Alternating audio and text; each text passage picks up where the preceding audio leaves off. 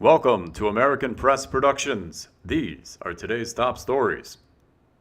Attorney General William Barr stated today he will make public a redacted version of the Mueller report within a week. The redactions will be per Clinton-era regulations regarding special counsel investigative reports. Hopefully, this will finally put to rest the accusations of Russian collusion. But it does still beg the question of why the accusations persisted to such a degree carried by so many in the media and politicians. President Trump was not the first to introduce the term fake news. That's been around since the 19th century, but he was the one to introduce it back into public discourse during his primary run. Many laughed at him for using this phrase. They believed it was he who peddled in fake news. And let's be honest, some of the things Trump has said in his campaign rallies or on Twitter hasn't always been the truth.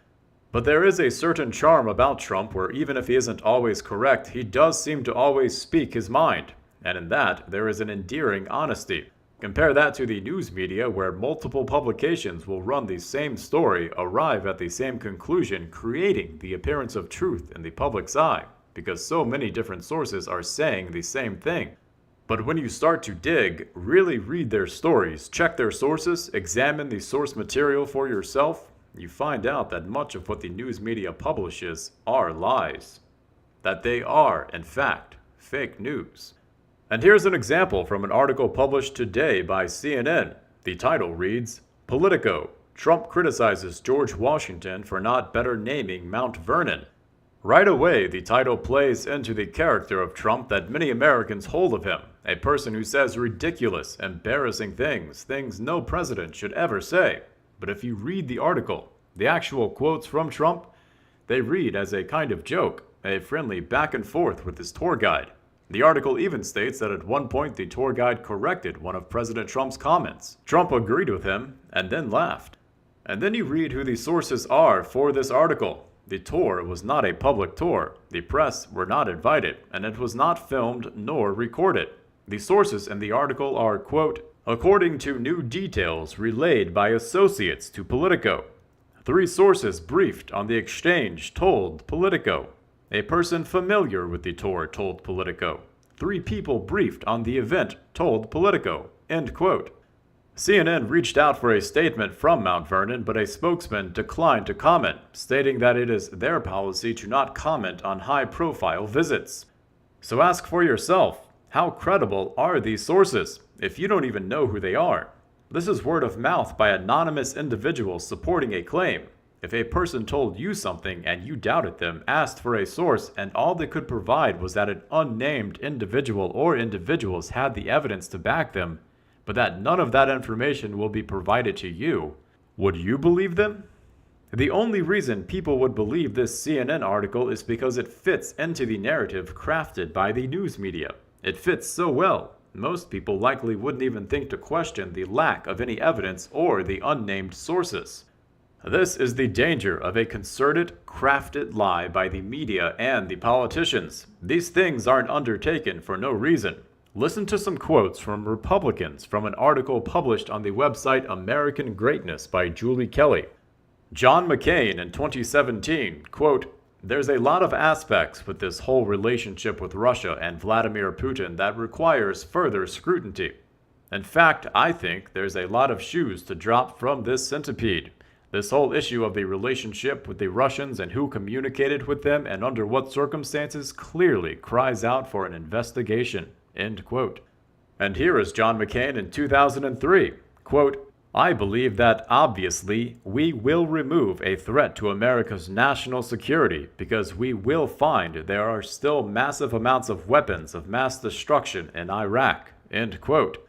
Here is Republican political analyst Bill Kristol in 2018. Quote, it seems to me likely Mueller will find there was collusion between Trump associates and Putin operatives, that Trump knew about it, and that Trump sought to cover it up and obstruct its investigation. What then? Good question. End quote. And here is Bill Kristol in 2003. Quote, we look forward to the liberation of our own country and others from the threat of Saddam's weapons of mass destruction and to the liberation of the Iraqi people from a brutal and sadistic tyrant. End quote. Here is Max Boot, who has worked as a writer and editor for Christian Science Monitor and then for the Wall Street Journal in the 1990s. He is now a senior fellow in national security studies at the Council on Foreign Relations. In 2019, he said, quote, "If this is what it appears to be, it is the biggest scandal in American history, an assault on the very foundation of our democracy in which the president's own campaign is deeply complicit. There is no longer any question whether collusion occurred. The only questions that remain are, what did the president know and when did he know it?" End quote.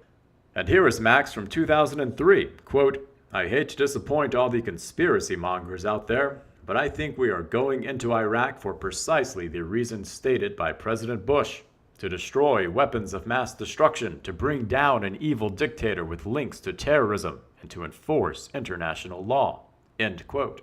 Remember, no weapons of mass destruction were ever found. No chemical stockpiles. So just as you laughed at Trump for calling out the fake news, you laughed at him for stating the existence of the deep state, a kind of shadow government operating behind the scenes, that it was all a big cover-up, an operation to take him down, a witch hunt.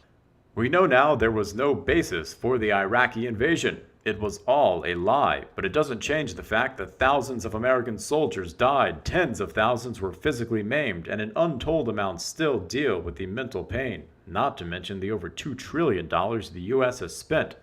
How much of what you know about President Trump is the truth? How much of it has been fed to you, carefully crafted by multiple news media sources? It appears they were all willing to take down a president of the United States to remove him from office. The Russian collusion investigation is over, no evidence found. So if it wasn't Russian collusion that they wanted to remove Trump from office for, why did they do it? Why this nearly 2.5-year conspiracy with actors in the media, our government, and elected officials? They did all of this before to invade Iraq. Surely they had their reasons then, but whatever they were, it wasn't what they told the American public. But whatever their reason, it was worth the cost. And here they're at it again, nearly all of the same actors conspiring this time to remove Trump from office for a reason they are not sharing with the public, and that is the most important question that we can answer.